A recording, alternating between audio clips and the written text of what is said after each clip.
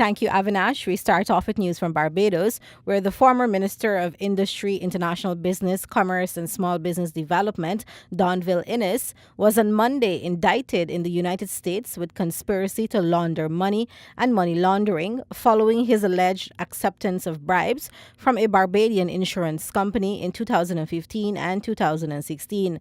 The 52-year-old man was arrested last Friday and was arraigned on Monday before United States Magistrate Judge Julie Sneed in the Middle District of Florida at the federal courthouse in Tampa. He was released on a U.S. $50,000 bond. A three-count indictment was unsealed in federal court in Brooklyn. Brazil has reopened its northern border with Venezuela to those fleeing economic and political turmoil there after briefly closing it. The Supreme Court overturned an earlier order to shut the frontier until Brazil could put in place the right conditions to receive the huge influx of people. The BBC reported that authorities in the state of Roraima in Brazil's Amazon region say some 500 Venezuelans cross the border every day. The border was reopened to Venezuelan migrants after a few hours of closure on Monday.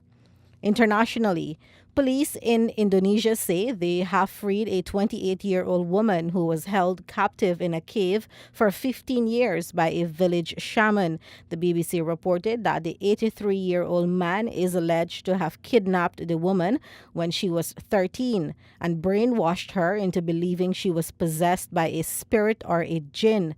He allegedly took her back to his home at night where he sexually abused her for more than a decade. According to the local media, the man was known as an alternative healer and for performing black magic. Police say that in 2003, the 13-year-old girl was brought to him for treatment by her own family and stayed behind with him. California's biggest wildfire on record is expected to burn for the rest of the month, fire officials said on Tuesday. The fire has already engulfed 290,692 acres, almost the size of Los Angeles. Barely a third of it is under control, according to the California Department of Forestry and Fire Protection, the BBC reported. Firefighters are tackling 18 major blazes across the state amid strong winds and low humidity. The fire, which comprises two blazes in the state's north, was declared the biggest in California's history on Monday. And that brings us to the end of regional and international headlines. Back to you, Avinash.